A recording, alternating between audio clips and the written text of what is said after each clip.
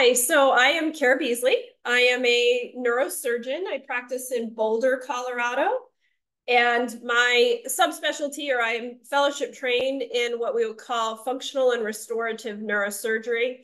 And that includes in the setting of Parkinson's, I perform deep brain stimulation for Parkinson's. And I am considered an expert user in focused ultrasound as well. And so what I'm here to talk to you about today is deep brain stimulation versus the option of focused ultrasound, which has only been available for a very short period of time to treat Parkinson's. So, what is Parkinson's disease? You're here, you know what it is, but it affects approximately 10 million people worldwide, about 1 million in the US, although that number is climbing, and over 1% of people over 55. So it is the second most common movement disorder, second only to benign essential tremor or essential tremor. And so it is a progressive degenerative neurologic disorder. It usually is very slow progressing. And so we don't know exactly, there's different courses for different people. You might say, well, what is Parkinson's disease? Parkinson's disease is one entity underneath an umbrella called Parkinsonism. Parkinsonism is a triad of slowness, stiffness, and tremor. However, there are several different disorders that fall underneath that umbrella. What I'm going to talk about today is specifically idiopathic Parkinson's disease, which falls under that umbrella of Parkinsonism when we talk about surgical treatment for Parkinson's disease. It is going the right direction. At least I have the button right. So what are the symptoms of Parkinson's disease? Well, the first one everybody thinks of is tremors. That tremor is typically a resting tremor that is present when somebody's hands are resting or just sitting. That's in opposition to an essential tremor, which is a kinetic or an action or a postural tremor, where there is no tremor and then they go to reach, their water bottle and then all of a sudden it shakes like this. The resting tremor is also called sometimes a pill rolling tremor because it's a slower amplitude tremor. There can be speech problems. Typically, the speech problems are called a hypophonia or a softening of the voice, although there can sort of later in the disease become a slurring and a pressured speech. Rigidity, that's a stiffness of the body and stiffness of movements. Bradykinesia means slowness. So there's a slowing of movements. It just takes longer to do things. Shuffling of the gait and not really moving one or both arms. And some postural instability. So balance can be a piece of Parkinson's. Other things that are a part of Parkinson's are freezing or not being able to move at all. Like you get up and you try to walk and you can't, and then you can again. That's called freezing. That is sometimes associated with Parkinson's itself, sometimes associated with medication treatment. Also, there's, and this one is the earliest sign, and just because somebody has a decreased sense of smell, also known as anosmia, doesn't mean they will develop Parkinson's, but we think that that's the earliest sign and can occur up to 20 years before the onset of motor symptoms. There can be drooling or constipation. There can be depression associated with Parkinson's disease. There can be difficulty sleeping. This is oftentimes because it's hard to move and it hurts and your body's uncomfortable. So you try to roll over and then you wake up.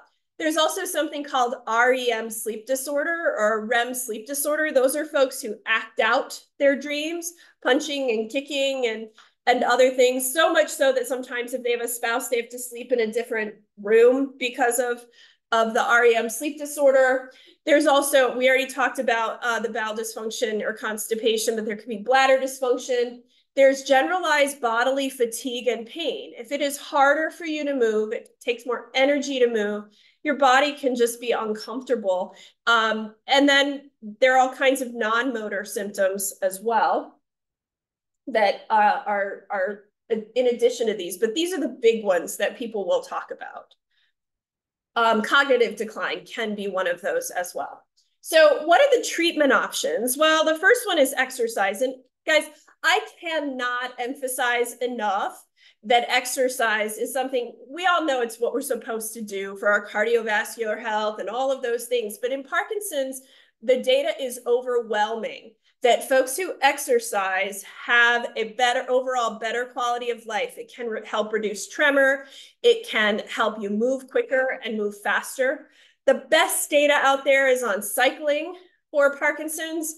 However, there are all kinds of Parkinson's exercise classes, all of which have benefits. Some of them have benefits for balance. Some of them have benefits for tremor.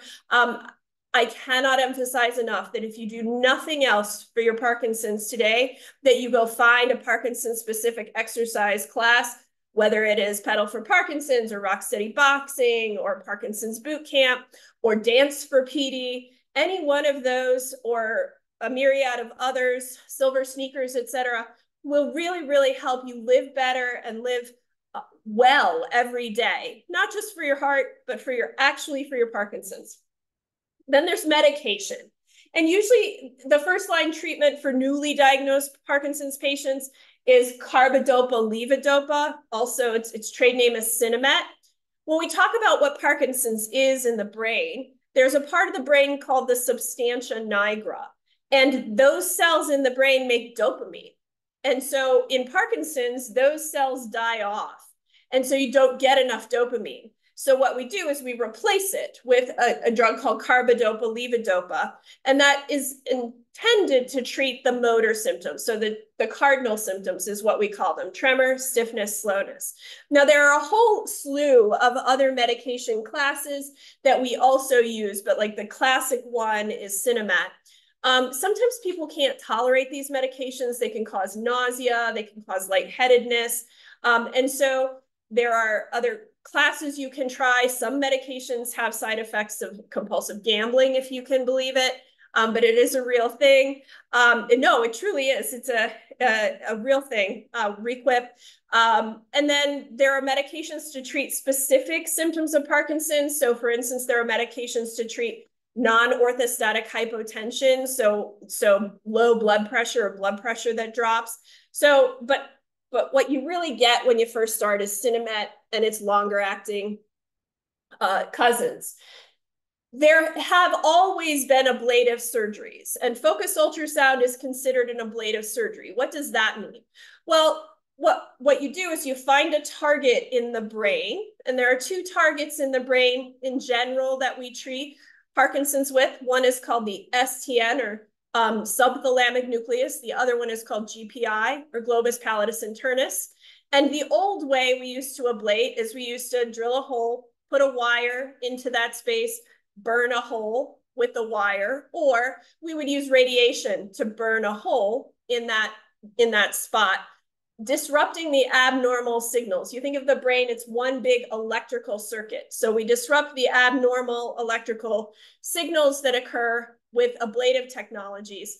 Focused ultrasound is a newer version of that, less invasive, meaning that there are no incisions required. You don't have to make an incision or drill a hole. It's still surgery and it's still invasive, but it's incision-less. So we'll talk about that in a minute. And then for well over 30 years, we have good data on deep brain stimulation.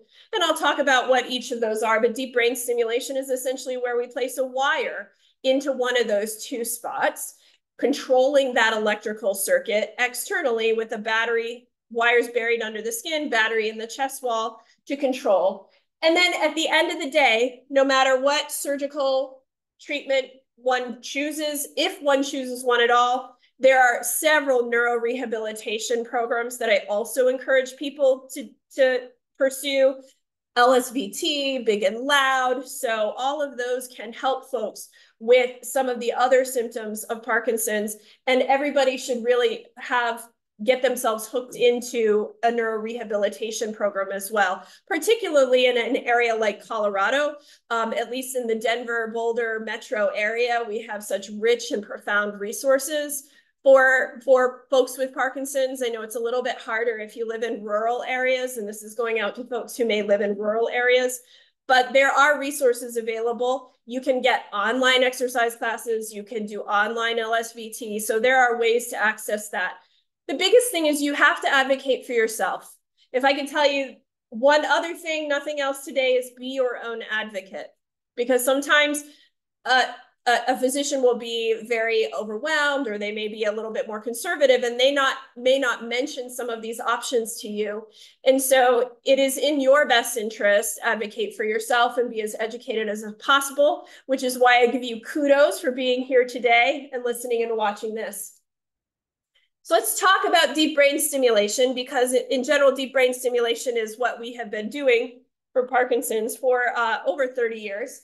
And so essentially we drill a hole and pass a wire into one of those two targets in the brain. These are very small targets.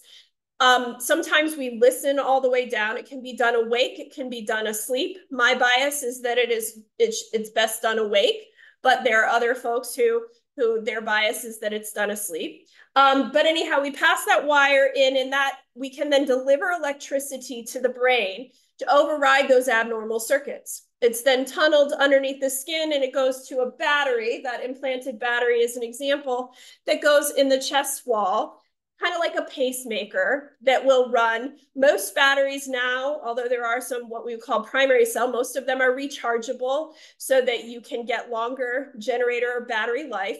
And so we deliver this. Most of the leads for Parkinson's now there are two types of leads.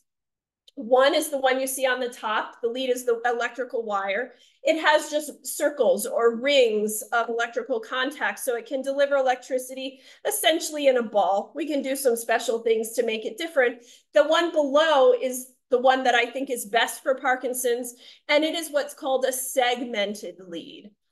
Segmented leads are really important in Parkinson's because when we're talking about these targets, the STN, for instance, is the size of an almond. I think I have a slide about it, but the STN is the size of an almond, and it's deep in the brain. And surrounding that almond are all of these other structures. If the electricity gets pushed into some of those other structures, that's where you get side effects from stimulation. And so if we can then if we have some segmented leads and we can direct electricity one direction towards areas that will be helpful and away from side effect areas, then you get an overall better result. So when I place leads for deep brain stimulation for Parkinson's specifically, I use those directional or segmented leads.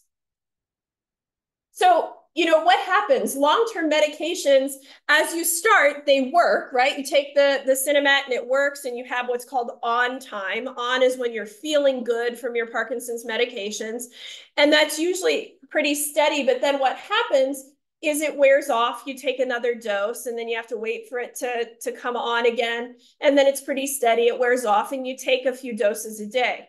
But as you progress into moderate Parkinson's disease, those off means you feel bad, you have the motor symptoms, those off times increase, and the time the medication is effective decreases. So you get these up-down curves. And then in advanced PD, it may not work at all. You might take a dose and it doesn't work at all. And then you take another dose and it does. So it becomes very difficult from a medication perspective. You require more doses of medication, which means you can have more side effects from medication, also including what are called dyskinesias, which are these abnormal sort of uncontrollable writhing movements that are from the medication. And so it's often that you would switch to another medication when you're having those on-off symptoms. And so deep brain stimulation, and so you can see here, this is another slide. You can also have these unpredictable sentences. So for instance, I always take my Sinemet and it works for 4 hours, but then all of a sudden you're at the grocery store and you took it an hour and a half ago, and now you're frozen and you can't move because your Sinemet doesn't work and isn't working. And so that's typically within 4 to 6 years of initiating treatment. About 40% of those folks develop symptoms that impact quality of life. And as you can see, then the dyskinesia threshold, that threshold where enough medication to help your symptoms then also causes these dyskinesias, that drops down. And so when can you benefit from deep brain stimulation? This is a huge, huge message. There is a window for deep brain stimulation. The window is that if you have a moderate to severe dementia from Parkinson's, you are no longer a candidate. We can do harm with deep brain stimulation. The other window is the medication must still be effective. The way we look at and deep brain stimulation is effective for the following things, and the following things only: tremor, stiffness, slowness, sometimes freezing. All the non-motor symptoms are not really affected by deep brain stimulation. So that's what we're looking at: tremor, stiffness, and slowness. And so the way we judge that is something called the UPDRS, or United Parkinson's Disease Rating Scale. And there's a motor subscore. And so we do a score for what your Parkinson's is. Higher numbers are worse, lower numbers are better. And so your medication must improve your Parkinson's symptoms, that UPDRS score, by 30% for deep brain stimulation to be effective.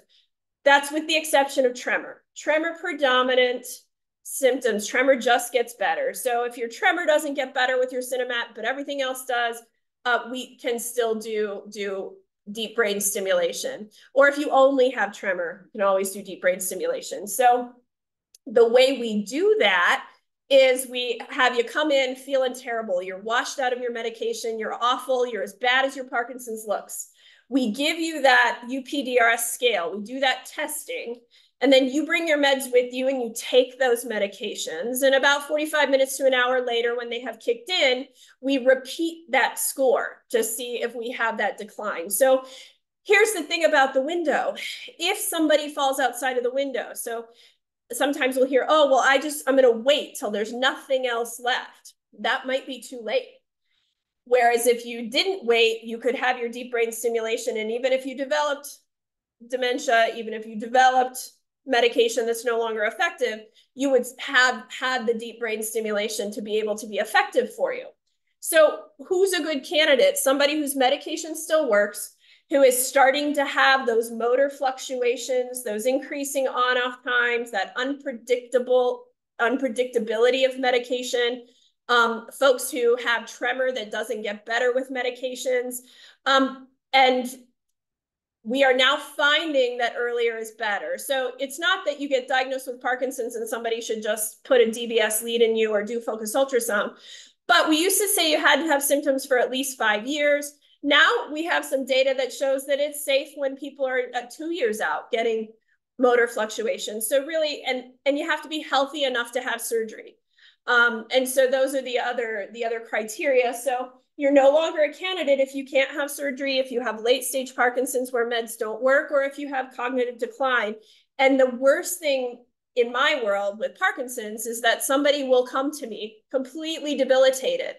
And they're like, I'm ready for my DBS. And I do all the testing and I say, look, maybe a year ago or 2 years ago, we could have done this, but now you fall outside that window. And then those folks are desperate and upset. So the message is you don't want to wait too long to consider if you're going to consider DBS. And so also, you don't want to wait too long because DBS has been shown again and again and again that it is better than best medical therapy alone for not only quality of life, but quantity of life and complications from Parkinson's. So if you can feel better on less medication, because typically you can cut your meds by about 50%. Sometimes I have patients who come off if they're, if they do really well, and then you can add medication in. But if you have tremor reduction, about a 70% reduction in tremor events, increased mobility, you simply have increased on time a day. Think of it like if you had an extra 4 to 6 hours is really the data, 6 hours of feeling good every day. What could you accomplish? How could that change your life? You can reduce your medication, as we said, typically about 50% with the STN target, and then your quality of life. And I will tell you that it is incredibly hard for device manufacturers to get quality of life labeling from the FDA. The FDA will say, well, yes, this can improve things, but to say somebody's quality of life, there's an incredibly high bar for that. Deep brain stimulation is one of the only medical devices I'm aware of that the FDA literally allows labeling to say this improves quality of life. And so It is generally safe and effective, but I don't want to paint a rosy picture. There are complications. This is brain surgery. It's elective brain surgery. Most people do very well. However, complications or risks can be infection of the device, both immediately around surgery or longer term. I say infection, I think the infection rates are going to be improving. And the reason for that is we used to not have rechargeable generators. And so we would see a big uptick in infections at about the third generator replacement. And we were replacing every 3 to 5 years. Now we replace every 15 years. So big difference, right? So, you know, it's 45 years down the line as opposed to 9 or 15. And not everybody, the data is still low, but infection can occur. If it occurs, you have to remove the device. You have to treat the infection, and then it's possible that you could reimplant. Hemorrhage. There's always a small risk of bleeding in the brain, usually presents as a stroke-like symptoms. Most people who have hemorrhage, and the rates are very low, but most people who have hemorrhage will have stroke-like symptoms, and those will typically resolve over a period of time. And I've had a few. Every surgeon has. If they tell you they haven't, they're lying. Those folks are typically, if they were sitting here, you wouldn't know that they had had their hemorrhage, you know, out from surgery, because their symptoms typically resolve. But hemorrhage or stroke-like symptoms can be a side effect or a complication. Changes in speech, mood, or vision. Speech, it can be a slurring speech, and that's oftentimes from the stimulation. When it's on, you turn it off, it goes away, although sometimes it can just be baseline. Changes in mood. Initially, when we first started doing deep brain stimulation, we saw increased rates of suicide, which is why we screen for depression. One of the things we found is that's from stimulating the very bottom of the lead. So we try to stay away from the very bottom of the lead if we can, but always part of this neuropsych evaluation, we talk about the UPDRS, and then you also have to have that neuropsychological evaluation looking for cognitive issues and looking for psychiatric issues that might be a concern to keep an eye on. One of the other mood things that can occur is something called a hypomania, like a real manic kind of a situation after programming starts. That typically will resolve, and we back down on programming and go a lot slower, but it will typically resolve. That can occur. Double vision can occur if you get a side effect where the stimulation touches that area that controls eye movement. So you have to then change some stimulation parameters. There are risks of seizure anytime you do something to the brain or pass something in the brain. And then we talked about the hemorrhage and the stroke. These are some of the risks and adverse events. They're incredibly rare. This is a very well-tolerated procedure, but I don't want to lie to you and say that they're not there. So we talked about what areas of the brain. We talked about the globus pallidus internus and the STN. And we talked about the fact that the STN is about the size of an almond. And so you can see it's a very small structure right here, deep in the brain, and GPI is just sort of outside of it. And so these targets are, you only want to even stimulate a small part. We only want to stimulate the motor part of that small almond. So that's why we have to be so incredibly precise. That's why my bias is awake surgery, because your brain has no pain sensors. So once we drill the hole and make the incision, you wake up and we listen. And we are absolutely sure before we leave the operating room that we are in the exact right spot, because different parts of the brain sound different. We put the wire in, we turn it on, we test it, and watch your symptoms and look for side effects so that I can be sure when I'm in that operating room, we leave. And most people are tolerated so well. We had a patient the other day going, well, that's so cool. When their tremor went away, everybody in the room was like laughing. And so it sounds scary, and by no means like it should sound scary anytime we're talking about doing any kind of surgery, but people tolerate it really well. And it's very, very important to have this precise control. And so one of the ways that we do that, we talked about those segmented leads. There is something very important in some of those leads called multiple independent current control. And the reason that's so independent is I'm going to give you a little physics lesson, right? You may remember back to your physics 101. Electricity will follow the least resistance possible, right? And so if I send electricity down a wire and then I split it and I say I want 30% to go here and I want 60% to go here, but the resistance is lower in this 30%. Even though I try to send 60 here, 30 here, more of the electricity is going to go to that lower resistance tissue than the higher resistance tissue. What multiple independent current control does, I don't know if I can, but what it does is it allows each one of those segments to have its own electrical source. So there is no splitting at the node. There is literally 30% of everything I'm delivering is here, and 40% of everything I'm delivering is here, and it doesn't go anywhere else. And so that really, really, really allows for precision, and I think is a huge advancement in what we do when we talk about directional leads. And so it's kind of like precisely turning on light switches. And so I don't know if it's going to play these videos. It doesn't look like the videos came over. So there were some videos, but anyhow, it showed how we could precisely control which direction we send electricity, regardless of the impedance or the resistance of the tissue that it's sitting in. And it's not like certain tissues have certain impedances. Like you could have, you know, cell groups and they will change. And now it's not moving. Okay.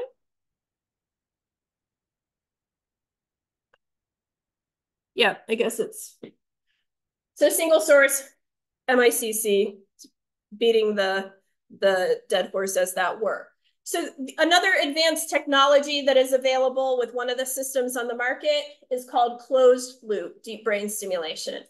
So traditionally and for the last 30 years, all we have done is deliver stimulation to the brain in one direction.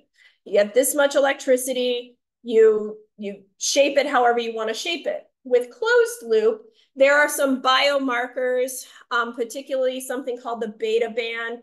And so the idea is that it can then sense that electrical activity, send a message back to the device in the chest, process it, and do more personalized deep brain stimulation, more turning on and turning off only when the brain is outside of the normal range, bringing it back into normal. And so this is what that's showing. It's showing that it would send a burst when it's up and outside of that 75% median beta band signal, and that's when the stimulation would occur to bring everything then back down in line. So what are the primary and secondary outcomes? This is where I want to talk about motor complications and long-standing motor complications. And the things above the line are things that get better. The things below the line are things that get worse.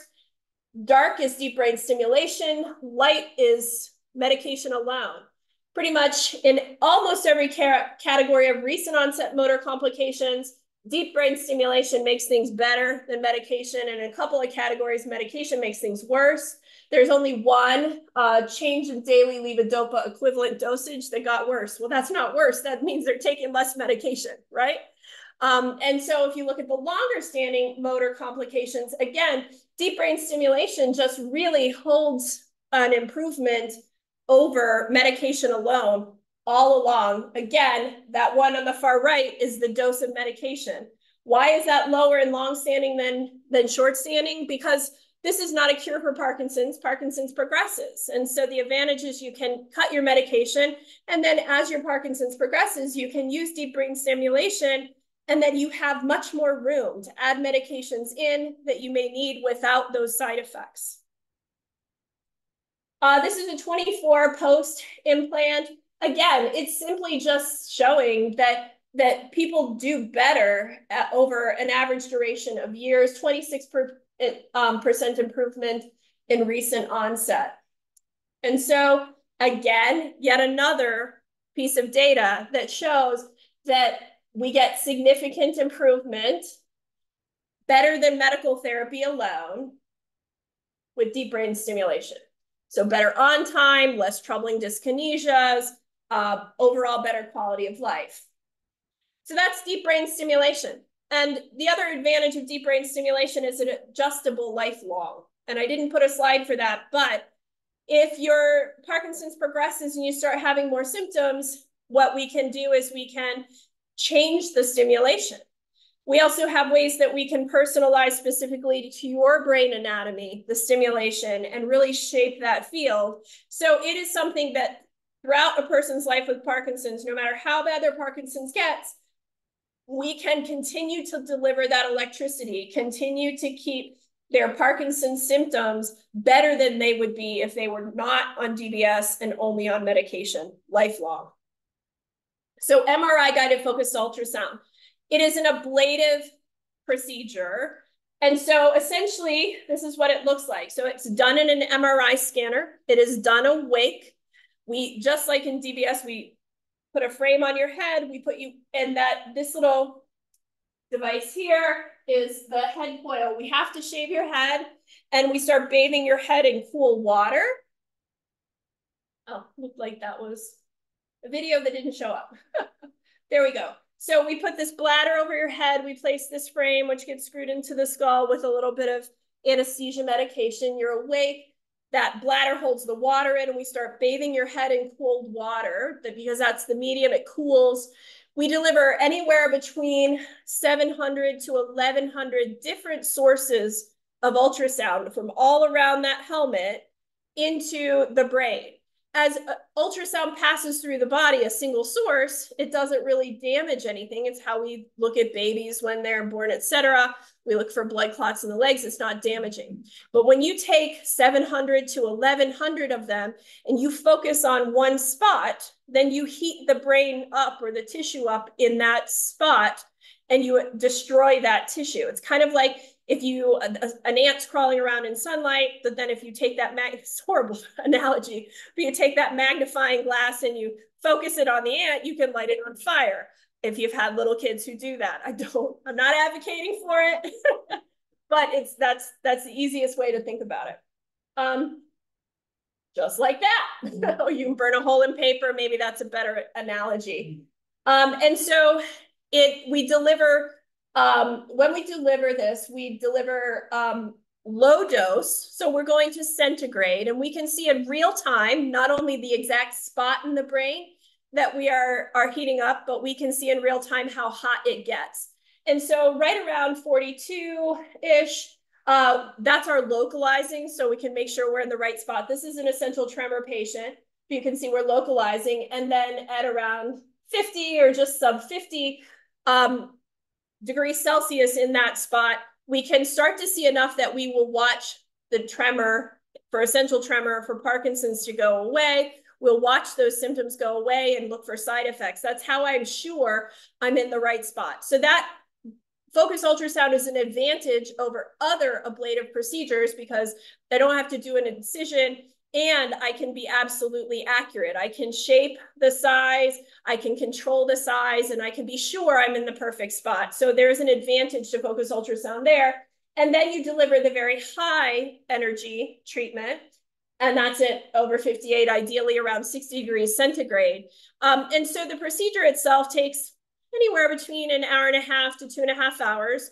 The criteria are that you have to have something, you have to have a favorable skull density ratio. So the evaluation for that, beyond the Parkinson's stuff, is that you have to have a CT scan of your head. We calculate essentially the ratio of soft bone to spongy bone.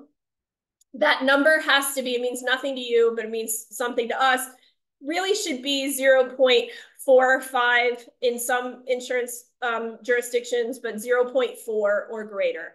We can treat below 0.4, but it becomes more and more difficult. And so you can treat into the high 2s. They do that in Japan because the skull densities are lower. But if you have a skull, for instance, if you get a skull density ratio and your skull density ratio is 0.37, you would not be considered a candidate at this point in time for focused ultrasound. And so then deep brain stimulation would be your only option. And so here's what it looks like. So we create this lesion. We're essentially killing off brain cells or burning a small hole. I call it the Cheerio. It would look like it's toxic. So there's this central area of tissue that's necrotic or killed off. And then there's this white area around it. That's the Cheerio around it. That's this area of edema And then there's this vasogenic edema. So then you can get a lot of edema around the lesion. And that's what causes the side effects that we're going to talk about in just a second. And so we call them zone 1, zone 2, and zone 3, but that's what the lesion looks like in someone's brain. And so for Parkinson's, we have essentially three targets, two that are FDA approved. For focused ultrasound, it's only unilateral, and we'll get to that in a minute, but VIM, ventral intermediate nucleus of the thalamus, is a target for essential tremor. However, we can use that target in Parkinson's, particularly for people who have tremor predominant Parkinson's, what we call TDPD. And so we typically would use VIM, and it's unilateral, is FDA approved for Parkinson's in 2018. We can also use GPI, again, unilateral, and that would be for those other motor complications, the slowness, the stiffness, and that was approved in 2021. So again, we have not had approvals for Parkinson's for focused ultrasound for very long, but we are doing them, and we can only treat one side at the moment. PTT is the other target that we're looking at, is investigational only, but sometimes that is being looked at investigationally for motor complications, the stiffness, the slowness, but as a staged bilateral, meaning doing one side, waiting 9 months to a year, and doing the other side. I can't really speak to the data because it has not been released yet. But if you look at focused ultrasound, we call it a thalamotomy versus sham procedure, meaning they put the frame on, they did the thing, they put them in the MRI. You can see that focused ultrasound has significant improvement over sham in the treated hand. Quality of life significantly improved, activities of daily living significantly improved, no change in cognition with focused ultrasound unilaterally, and most of the adverse events were mild and transient.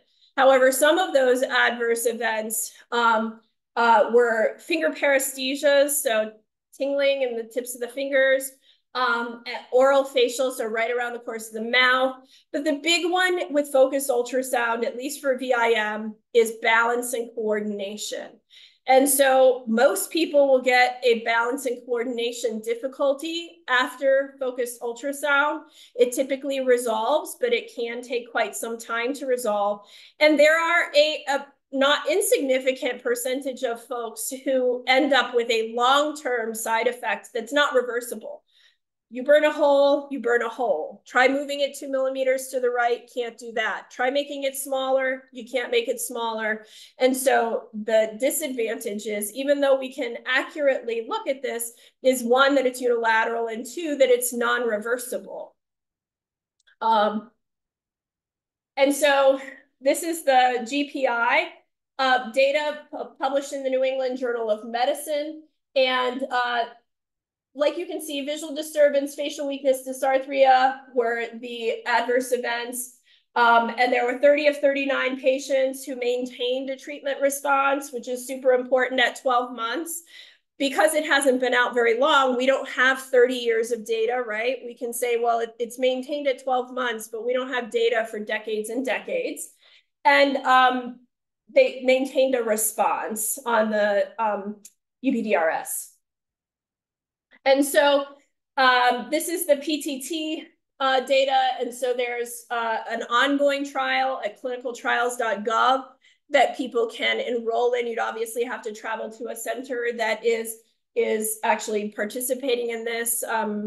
But there are ongoing trials if it's something you're interested in. So I put it up there as available. And here's the PTT data that they have so far, that it shows on medication and off medication, and that there does tend to be an improvement with 1-year follow-up for pallidotomy for these. And so it's experimental. And so I just throw it out there because you might read about it. You guys, I just told you to be advocates, so you want to do your research. And so that is something, but at this point in time, we don't have bilateral data. So putting it all together, if you look at DBS versus focused ultrasound, deep brain stimulation requires an incision. It does have a physical implant that can break, can move, get infected. Generator has to be replaced about every 15 years now or so.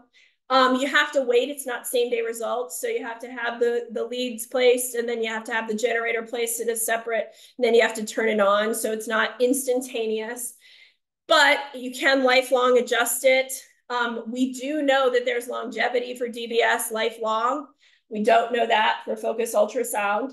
It can be done on both sides. And so if you have rigidity or bradykinesia or tremor on both sides, but rigidity or bradykinesia, that's both sided. So you need a treatment that at this point in time can be done on both sides. It's reversible. You can take it out and have something else if something better comes along. And there are low long-term side effects. If you look at focused ultrasound, the advantage is no incision, no physical implant, same day results. In both of them, you can accurately test. You cannot lifelong adjust with focused ultrasounds. It's a sort of, it is what it is. The longevity, you don't really know. We know that over time in essential tremor, there's a slight decline in efficacy over 5 to 7 years. A slight decline, but there's a decline. But you can't then jack it up, right? You can't turn it up or change it. It cannot be done bilateral. It is irreversible. And as we talked about, those long-term side effects are higher in unilateral for Parkinson's. I expect them to be even higher when we get to bilateral. When our experience with essential tremor, focused ultrasound for essential tremor, when we got the ability to do bilateral, we saw a higher rate of long-term side effects with bilateral. So I would expect it to be the same in Parkinson's. So which one is right for me?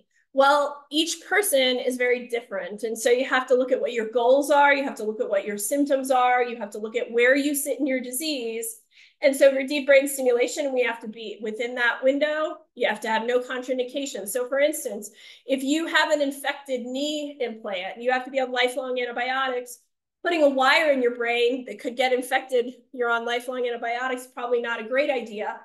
So you have to know no contraindications, no infections requiring long-term antibiotics. If you have dyskinesia, DBS is really important because again, that's from medications, so you cut your meds back.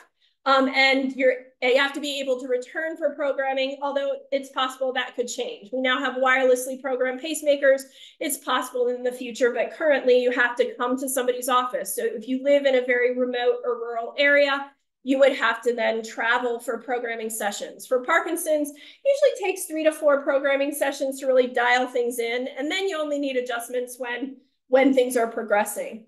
For focused ultrasound, really, if you don't have unilateral symptoms, I just don't think that at this stage of the game, focused ultrasound is great in Parkinson's. It's just not as good as deep brain stimulation. Most people don't have unilateral symptoms. I've met 2 or 3 in my career, almost doing 20 years of DBS, that have had unilateral symptoms. I can tell you every single one of them progressed to bilateral symptoms at some point. You have to be able to tolerate an extended time in an MRI, essentially without sedation, because we have to be able to test you, and some people just can't do that. They have, whereas deep brain stimulation, you need an MRI, but it can be done under sedation. It's 1 MRI. You don't have to spend your whole time in the MRI scanner. And really, if you have any balance difficulty at all with your Parkinson's, focused ultrasound is probably not the best for you, because if you develop one of those balance difficulties that is then also irreversible, we haven't done you any favors. So, if it's somebody who lives alone, no partner, already has balance difficulties, you got to think long and hard about focused ultrasound, because if you fell and broke your hip, even if it's in that short term, maybe it's not a long-term balance problem after focused ultrasound, maybe it's short, but if in that time you fall and break your hip, then that doesn't help the situation either. So my bias at this moment, where the technology sits today, is that for Parkinson's patients, my preference is deep brain stimulation. And it is a relatively rare patient that I would say, look, focused ultrasound is better for you. Unilateral tremor, somebody who has an infected knee or can't have surgery, somebody who has pretty advanced Parkinson's but just wants control of one hand so that they can eat or drink or do what have you. So if you are a relatively healthy person with Parkinson's, you have mild to moderate Parkinson's, I just think long-term at this point, based upon our knowledge, and that could change, right? That's what science is. We always are learning something more.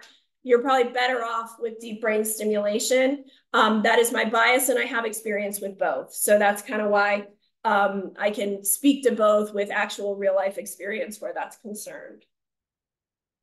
And so ultimately, you have to have a discussion with your treatment team and your care partners about your goals. I'm also a bioethicist by training.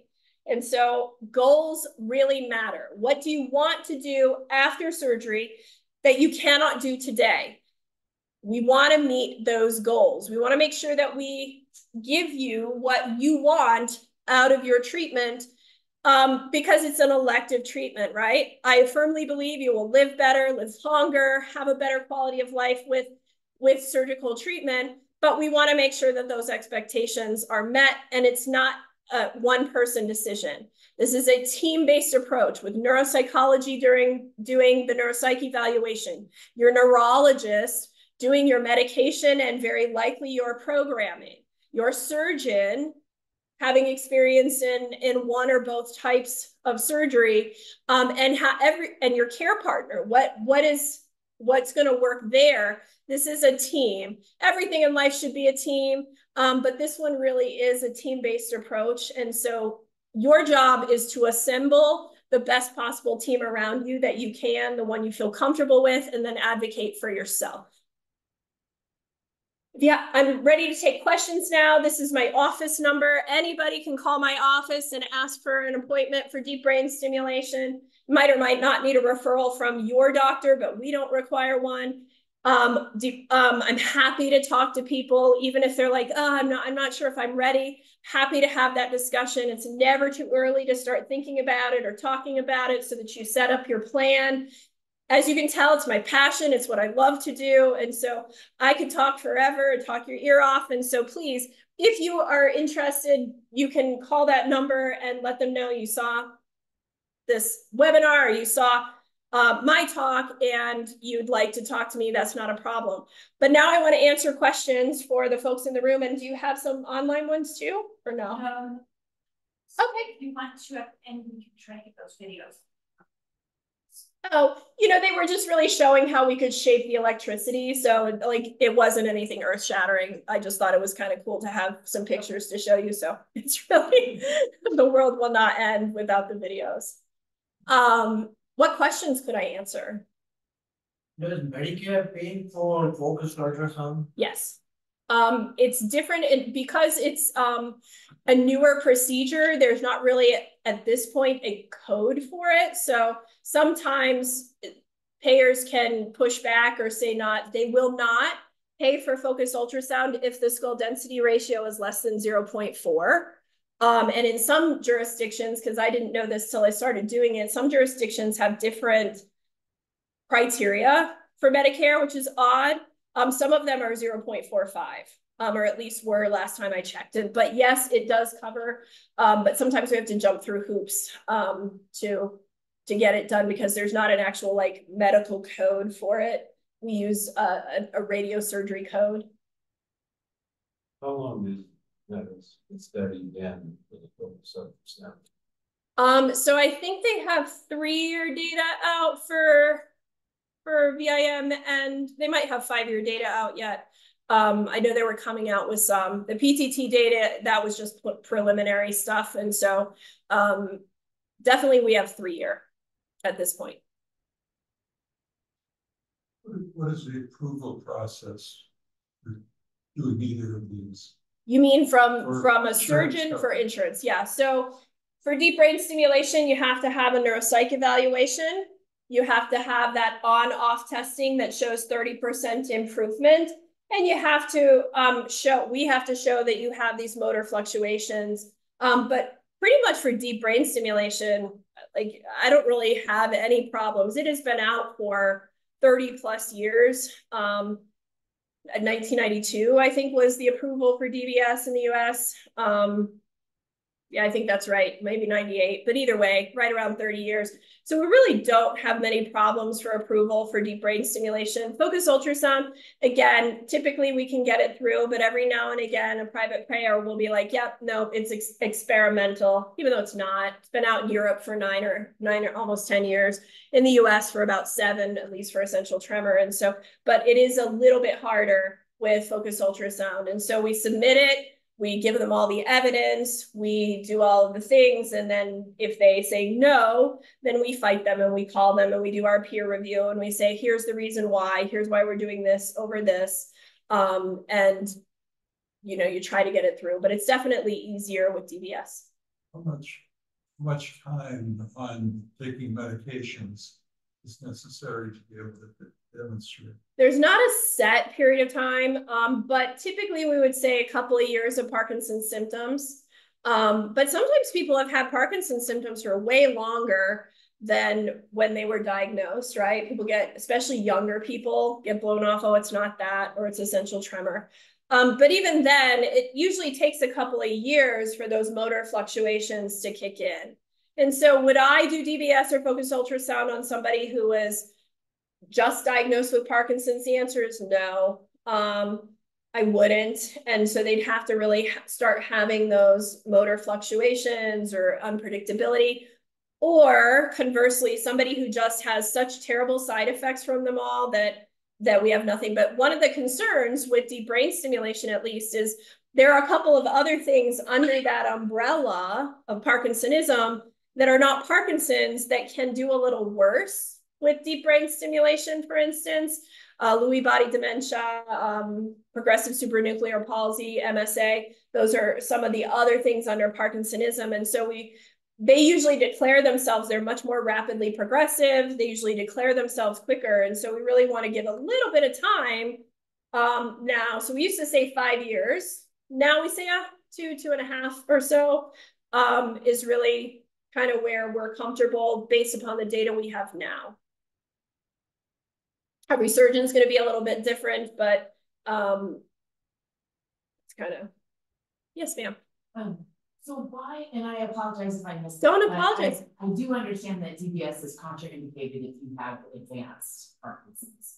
And I guess my question is why? Is it just because of lack of efficacy, or? So it won't be effective. The surgery itself, we are poking holes in your brain no matter what we do, whether we burn a hole, poke a hole, we're poking holes in your brain. So if you have cognitive decline, we can actually worsen cognitive symptoms with deep brain stimulation.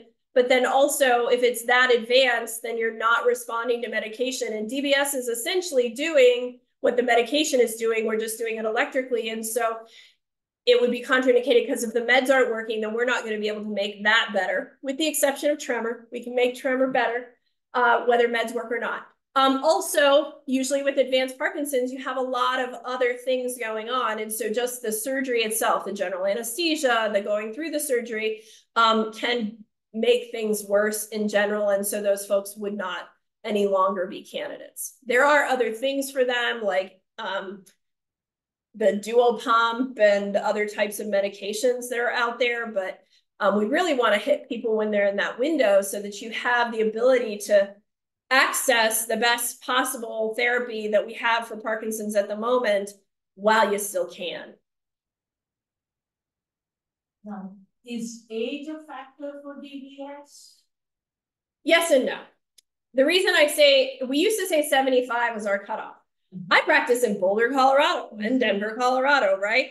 I came from Cleveland. So like 85 in Boulder, Denver is like 65 other places, right? There's a healthier population. So it's less that how old you are, and it's more what is your physical, like I see plenty of like people in their upper 80s who are hiking mountains and doing all the things, even with Parkinson's, right? Because people are active and that exercise is helping keep their Parkinson's going well. And so if you have too many health complications, if you're a high risk for anesthesia, then that really is the bigger criteria. Like, would I do DBS in somebody well into their 90s? Probably not. But then they're like, they've got all these cardiac issues and all these other things. So that's the other reason you want to look at it earlier, because you never know when you might have the cardiac issue, even if you are young and healthy and in Colorado. So that's another reason, but we don't have that sort of hard cutoff that we used to have way back in the day. I take like carbidopa, levodopa like every 3 hours, and it works. So far, it's been working great. They just increased it recently. So how? I mean, is there like a certain amount of carbidopa, levodopa that it's not when you get the on time? It's not. So it's when you start requiring increasing doses, right? Which sounds like you are increasing doses, and or the medication causes side effects like dyskinesia or low blood pressure or nausea, or that you can't tolerate, or it's no longer as effective as it was and not as predictable. So you're getting these on off. So you take it every 3 hours. We can't get up in the middle of the night and take it every 3 hours. The nice thing is DBS is just on, right? And so it's just there providing that. So if you could go from every 3 hours to every 6 to 8 hours, even though it's working great for you, then that increasing dose, that ever increasing dose, you look pretty young to me, but that ever increasing dose is the thing that we start to worry about because it becomes less effective. You start getting more side effects. And so when you're starting to have to add in meds, that's when we start looking at maybe DBS for those folks. Yeah. Why is it better to be awake than to be asleep? Yeah, so this has been controversy in neurosurgery. So lots of people like, I just want to be asleep because I want to be asleep and it makes it easier and I just want to be asleep. And you can sort of hear, we do something called microelectro recording. And so we can listen to each cell group and each part of the brain sounds a little bit different. When you are asleep, we can listen to that and we can do imaging to see that we got our target to the spot we want it to get at, but we can't do any testing. We can't see if you have side effects. We can't watch your symptoms get better. I prefer awake because people tolerate it very well. We are very accurate because we not only listen, but we then put the wire in. And I know leaving that operating room that my wire is where I want it to be, that I can program it, that the side effects aren't too great, that I shouldn't have to move that wire, that I'm not in a wrong place, and that this is usable. In my opinion, if you do it asleep, and I have lots of colleagues who do it asleep and they have good outcomes, in my opinion, if you do it asleep, you can't do that testing piece, that last verification. And gosh, that's something that's super important. If it's not in the right spot, it's not in the right spot, no matter what your images show. And not everybody's brain is exactly the same. So the way we pick these targets is we find certain structures in your brain and we do certain measurements and we set things up based upon those measurements in your brain. But that's not, and we also look at the structure that we can see on the MRI, but that might not be the exact perfect place for you and your brain based upon an image and based upon some measurements that we do. And so sometimes when you do it awake, you have to move it a little bit to get a better result. And so I think it optimizes result. It guarantees leaving the operating room, not 100%, but the vast majority of the time that this is programmable, that there's not going to be a problem with side effects. And because people tolerate it so well, I just don't see the advantage. There are people who say, I'm never going to have awake brain surgery. Well, that's fine. And there are lots of folks who do asleep. If it's my brain, wake me up because it doesn't hurt and you get it right the first time. So that's my bias on it. We have these arguments when we go to our conferences. We have these arguments with each other all the time. Nobody agrees. People do it both ways. But my bias is that I do it awake because I just know when we're leaving that we've got it right. And I don't have to worry about going back. And I know what I'm headed into for programming as well. And I know it's the right spot for you in your brain. Yeah. From the diagram you had, it looks like the wire goes in quite a distance. It does, yeah. How do you control where it's going and see where it's going? So we use something called a micro drive. And so the wire goes through an electronic drive And we have a trajectory that we've planned, whether you use a frame, whether you use a frameless system, whatever, we plan a trajectory from the outside to the inside that misses blood vessels and goes through the right, misses certain parts of the brain that goes to the right spot. And then because that drive is fixed to your skull in some way, either the frameless or the frame, that drive then drives down in sub-millimeters very slowly, and it drives it down slowly. So it's not like I'm like trying to really slowly do this with my very exact hand. I have essentially a machine doing that part of it for me. And I do all the planning to make sure that that's a safe trajectory. So how do you get a picture of what's going on as it's going on? You don't see it. That's why I do it awake. But that's what that microelectrode recording is. We drive this microelectrode in. It listens to single cell bursts. Different parts of the brain have different patterns of firing. And so when you hit the pattern of firing, I hit an STN pattern, and I know that those cells are firing like this, then I check if I'm in the motor section by moving your arm around. I'll move your arm and your wrist and your shoulder and your hand, and I will hear those cells fire. So I have a mental and an electrical sound-based picture of what's going on. Those microelectrodes can also pick up on that beta band and do all kinds of other fancy things that we didn't used to be able to do back in the day when I was learning that we can now use, but we don't actually have specific images. Once I get the wire where I want it and we've done all the testing, I then do an image. I do something called an O-arm spin in my operating room and merge it to what I thought my plan was to look at how accurate it was. But I don't have an ongoing picture. I have that sound picture, what I know, and what I can test. Is the spot that you're targeting in the brain interior in the brain or toward the exterior of the brain? Oh, it's deep. That's why it's called deep brain stimulation. And so it's very deep in the interior. I think I can go back and show you. Maybe. Oh, gotta go the right direction, huh?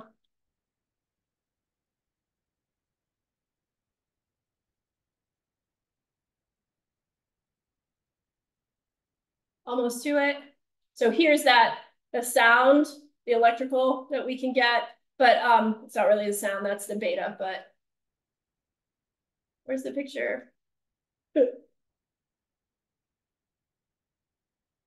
So here, this is the surface of the brain. This and this is my target. So it's deep down in there. So is that like a slice of the brain? Yep, that's a slice of the brain. So if I were to slice you like this and look at you from the front, that's called a coronal slice. But that's how deep in the brain. And then like below that is here's brainstem kind of stuff. So that's how deep it is. So yes? It's through the whole brain. Yeah, it goes through the cortex, through the subcortical white matter. We try to miss a couple of different structures. We try to not go through the caudate nucleus. So we try to not go through this. These are your ventricles. We try to stay out of those. So we try to just go through tissue that's safe, that doesn't have a lot of blood vessels that we might get in trouble with because we're poking holes, and miss those blood vessels and get directly to that spot. How do you determine if you're going to target the STN or the G? Good question. So, and that is somewhat controversial. Different people like different things, might be where they trained or how they train. So the advantage to STN is that it's the target that typically allows you to cut your medication by about 50%. So definitely in people who have dyskinesias, definitely in people who are on higher dose medication. The disadvantage to STN is that's where we typically saw more of the hypomania in programming, although doesn't happen very often, or the depression because the structure below it, we try not to stimulate. And it's smaller. It's a smaller target. It's harder to hit. Although that's what we do all day is hit these targets. GPI, STN is a little bit less gentle on the brain. So if I had somebody who was pushing to a moderate that we're trying to just get DBS done before their dementia really kicked in, If we still felt it was safe, I probably wouldn't choose STN, I would choose GPI. So GPI is a bigger target, but it doesn't allow you to cut your meds by about 50%. So you stay on the same dose of medication, you're just better on it, and more even on it. It is gentler on the brain. So is staging. So instead of doing both leads at the same time, you can do one, wait a month or so. That's gentler on the brain. GPI tends to be better if patients have dystonias, so the curling of the toes, although STN will treat dystonia as well. It might depend on the programmer, right? So if somebody trained at a place, there's a particular institution that all they do is GPI. That's all they do. And if they're going to be programming, I try to convince them I like STN a little better. I tend to do mostly STN because I think it's overall a better target, but it is what it is. Then I might do GPI because they don't really know how to program. But the beauty of it is I have expert programmers in my office. The folks from the company can really help if somebody isn't used to programming, can really help. There are programming classes and courses they can take for each one. It's not that hard. It's really intuitive from a programming perspective at this point, in my opinion. But that's why you might choose GPI versus STN. But I do the vast majority of STN. And I've won over a bunch of folks who, for instance, trained at this place that only uses GPI to say, oh, yeah, like STN is actually a really great target. So it's really, and it's a conversation. It's a conversation between neurology and neurosurgery. It's based upon symptoms. It's based upon goals. It's based upon a lot of things. Why you might choose one or the other. And if you had nothing, but you had tremor predominant, you could also use the VIM or the essential tremor target if you wanted. But I think that that's sort of not a great thing to do because we can control other things. Yes, ma'am. Is it possible to both the GPI and the STN in the same procedure? Not really. You wouldn't want to. You want one or the other, right? They're going to both do the same thing as far as bradykinesia, rigidity, etc. And so there are folks who might get implanted with one. It didn't work so well. They take it out and try another one. The other one, see if it works better. But that's pretty rare too. But there's no advantage and there's a lot of disadvantage, a lot more risk of hemorrhage and those kinds of things for very little benefit to do them both. So I don't know anybody that I'm aware of that has both. I know people who have essential tremor and Parkinson's who have a lead in VIM for their essential tremor and a lead in an STN or a GPI for their Parkinson's, because there are people who can have both diagnoses. We used to call those dual overhead cams for you car buffs, where that's concerned. But now there are even ways that we can sometimes theoretically, I don't want to make any of these claims, but theoretically, because you go through one to get to the other, maybe use a longer lead, maybe cover both, etc. So there are some things that, some real advanced techniques.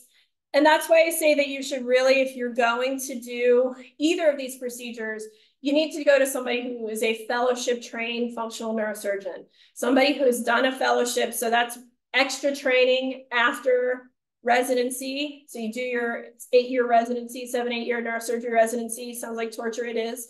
You do another extra year and a half, because we're a little bit crazy. We'll torture us even more, to specialize very specifically in this. Why is that important? Because it is not so much, this is an easy surgery for a neurosurgeon to do. It's not very hard for us to do this. It's a hole, we pass it in. What is very difficult, what takes the extra training, is the mental gymnastics that you have to do to pick the right target for the right patient.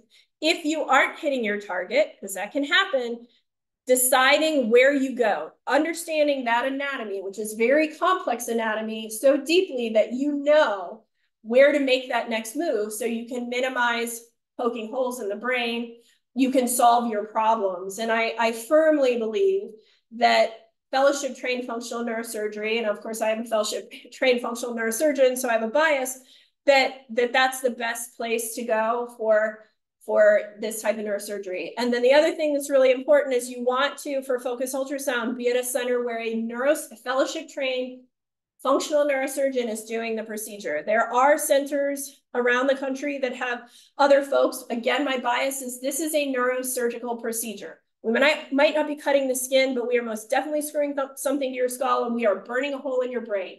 This is a neurosurgical procedure. It needs to be done by a neurosurgeon, and the best neurosurgeons to do that are folks who have done fellowships. It's my bias, but there's a reason for it. Are your slides available through the association or through your? I think you recorded it, right? We did record it. It will be on our website for review again. Good. I have a funny question. You say it's people are awake Oh. during the surgery both ways. Do they can somebody go into panic and would it? Yeah, I mean, that has happened, and I give an ethics lecture about that happened at an institute that I was aware of, and so it can happen.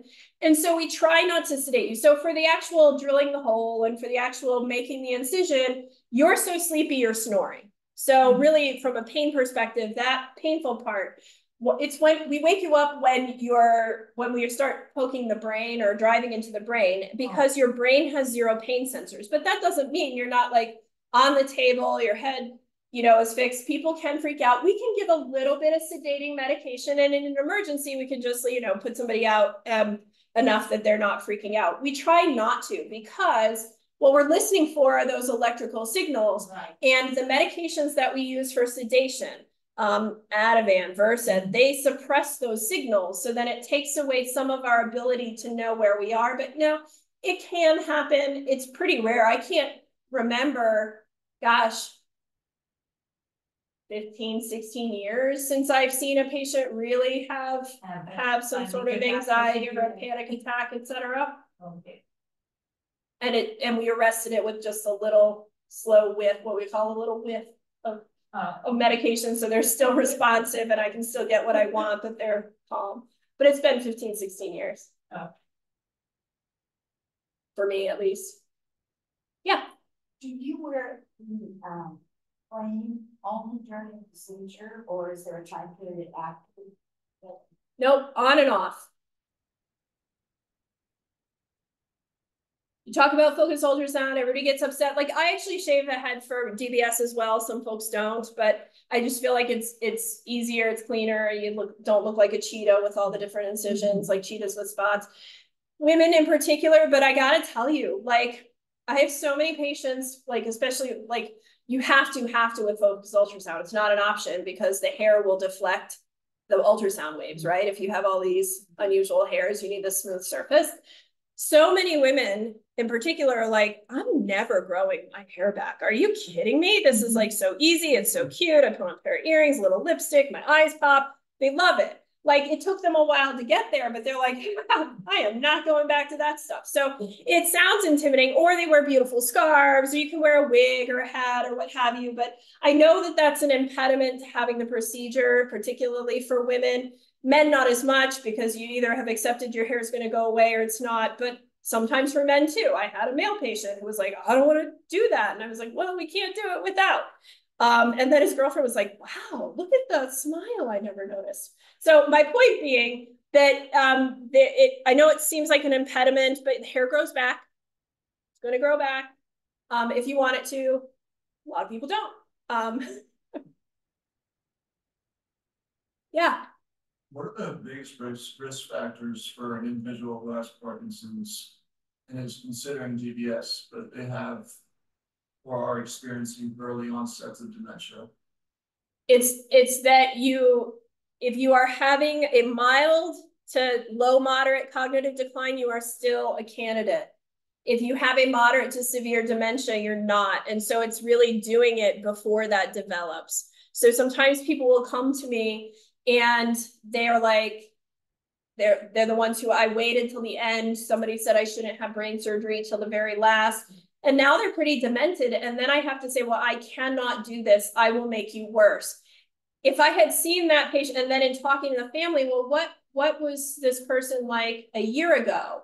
And they're like, oh, well, they were a little forgetful, but it wasn't like, or what were they like, a year and a half, 2 years ago? Well, they definitely have Parkinson's, but they didn't have this. If we had caught them at that point, they could have had their deep brain stimulation and it could have been effective for the tremor, stiffness, slowness, lifelong, regardless of whether they developed a dementia or not. It would still be effective for those symptoms. And so that's the danger, is that we wait too long. We push it to, it's brain surgery, don't have it till the end, wait till everything else fails. And that actually hurts people, doesn't help people. Yeah. So just to clarify, if you already have the DBS device in place and later develop dementia, you don't have to remove? No. Once it's in, if you develop dementia or what have you, it stays in. It's still effective. It's the surgical part of poking the brain and putting the wires in the brain that can take somebody with dementia and make them worse. But if you don't have dementia when you have it placed and you develop dementia, the risk was already done way back. And so you leave it in and it's still effective for all of those, not those motor symptoms. So it's the procedure, not the DBS itself. Yeah. How is the programming and reprogramming done? So it's done wirelessly. So there's a programmer that the professional, whether it's the PA or the doc or the neurologist or what have you, that they control. And we have a lot of control in that. We can change a lot of parameters. And then you have a programmer. And so you have a device that you carry with you, and you should, if you have DBS, you should carry it with you everywhere. That can turn it on, turn it off, and in some instances can give you some up down, like to turn it up a little bit or turn it down a little bit. And it's all done wirelessly. So we used to have to hold something over the device. Now, essentially, we just be sitting in the room next to you and doing our programming. Initial programming is usually done off medication. And what we do is we run, if you do a full programming, you run every single contact and you test every single contact. That can take a long time. There are some newer algorithms, some newer advancements with some of our programming that we can do what's called image-guided programming. So we have an idea based upon that MRI and where your lead is in your brain, where might be the best contacts. And then if I've done my job in surgery with awake testing, I also have a roadmap, right? So I say, gosh, in surgery, we had no side effects. We had great control at this contact, and we can start with that. And between image-guided programming and what I come out of surgery with, we can cut that programming time down. And then, we might go, if you develop some programming side effects, you might say, turn it off, come back. We'll talk to neurology about cutting back medication as we're programming, but it's all done wirelessly at this point. Not over the telephone yet, but that might come. Just like it came with pacemakers.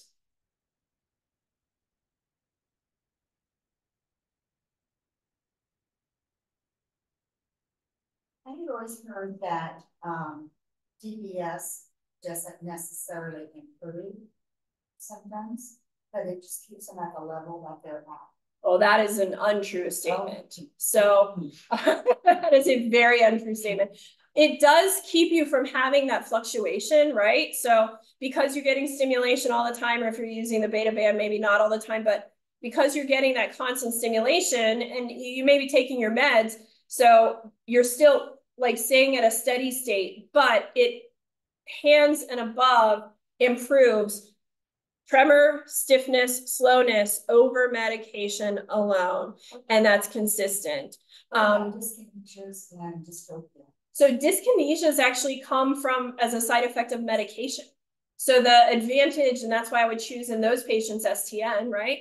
Because I can cut their medications. And if I can pull back your medications to a point where you still need some med, but you're getting your stimulation, but it's a low enough dose, you don't have dyskinesia, then that's what sort of fixes that. And then as you need to add in, you have a much bigger window to even hit the point where the meds would cause dyskinesia again. Sometimes if we've hit literally the very perfect spot, you can get dyskinesia from programming. If that happens, what we do is we program much slower. That I actually love it when we get dyskinesia from programming, because I'm like, oh yeah, that was like as great as it could be. But we then have to program a little slower. So instead of going up by a half, we go up by a quarter, whatever it is, and we take smaller steps so that, and then the dyskinesias eventually go away and the brain adapts to it. But no, it is very effective and better And so like, for instance, I have very good friends who have had DBS and who have lost their stimulation because of an infection or a wire break, and who like literally sometimes we have to rush people in to get their generators changed, especially back in the old days when we didn't have rechargeables, because they'd be doing fine and then their DBS died, and oh my gosh, no, they can't move. They're totally frozen. They can't move. They're horrible. They go into what we call a Parkinsonian crisis, and we would have to do emergent generator changes, which we never like to do. So now that we have rechargeables, that's less likely, right? Because they go for 15 years. You can recharge them. They don't decline like that. But it is incredibly effective. And those folks who I know who have lost their stimulation, they could not wait to get it back. Like, how quickly can I get it back? Because my life is so much better on DBS than it is on just the meds alone, even with maximal medical therapy, especially as their Parkinson's progresses. What about dystonia? So dystonia, that's where you would probably target the GPI. And so it does improve dystonia. The GPI target in particular. STN will too. And I have plenty of patients with dystonia of the foot who have STN who have gotten relief, but technically the better target is GPI for dystonia, but it will definitely improve dystonia as well. Yeah. This might be hard to answer because I know there's a brain, but do you have any idea, even just in the US, what percentage of patients or people with Parkinson's actually have DBS? Not nearly enough. Yeah. No, I don't. Gosh, I haven't even heard worldwide data anytime recently, but a decade ago, we said there were about 200,000 of these devices walking around in the world, right? So probably 10 times that now, but there are 10 million people with Parkinson's, right? Not all of those people are right for DBS, but a very large portion of them are, and not nearly enough. Why do you think that is? I think that some of it is because that it hasn't been recommended, because sometimes healthcare providers, they hear brain surgery, they freak out. Even people who are like neurologists or people who work in medicine are like, oh, because they just, it sounds frightening. People say, you're never operating on my brain. So it seems like scary, even though it's really, like, I have pictures of people like this in their frames. And like I said, the other day we had one, I think you might have been Kylie in the room, where she was essential tremor. We turned her on and her tremor was like this. We turned her on. She's like, oh my God, so cool. Like, right. So it's not that bad, right? I'm not saying that everybody has like a sort of super rosy experience, but it's very well tolerated. But I think that it's because healthcare providers are oftentimes very conservative.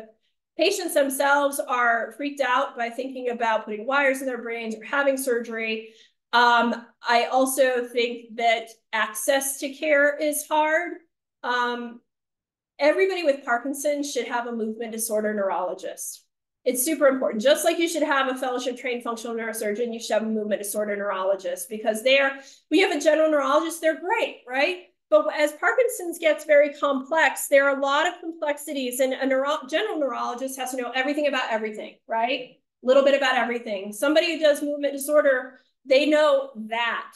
They know all the other stuff too, but they know that, and they can give much more, just higher quality Parkinson's care. And so a lot of people don't have access to either surgeons or neurologists of any sort. There are a huge percentage of folks still being treated in their primary care physician's office for their Parkinson's and haven't even made it to a general neurologist, much less a movement disorder neurologist.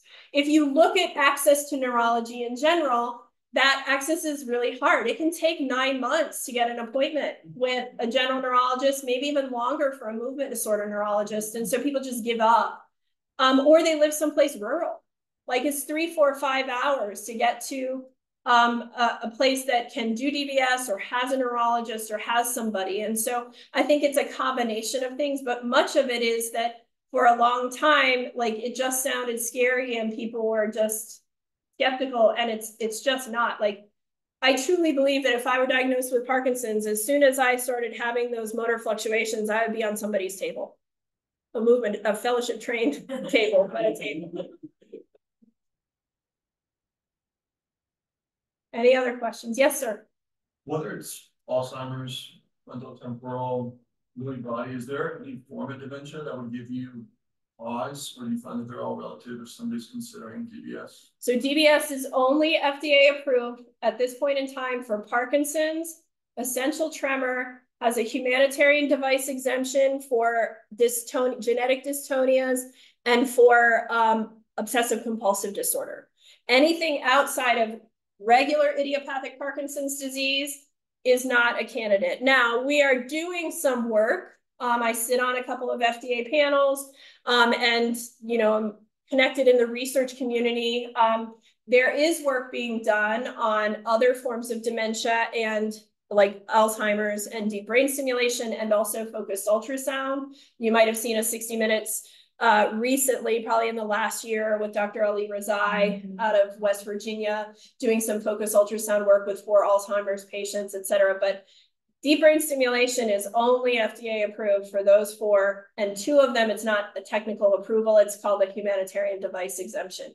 We're also looking at, the reason I love neuromodulation is because I can affect this circuit, I may be able to affect other circuits. So there are a lot of other targets that we look at. We do DBS for Tourette's, we do DBS for off-label, these are all off-label, DBS for Tourette's, we do DBS for anorexia. We're looking at DBS and focused ultrasound in addiction. The depression trials failed, but we're looking at them again and designing them better. So it's possible that we may have a focused ultrasound or a DBS option for depression at some point down the line. We are looking at a lot of other targets, none of which are FDA approved. But if you look at dementias, at this point in time, there is no DBS or focused ultrasound for either of those, for any of those dementia diagnoses.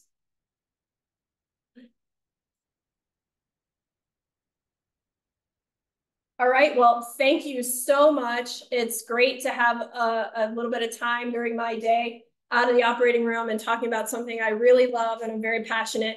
I want to give you all applause because you are doing the best thing that you can do for either your loved one or yourself in your Parkinson's care, which is becoming educated, seeking out resources, being critical, and doing the things now. It's only 11:30, so now you have to go out and exercise. Thank you.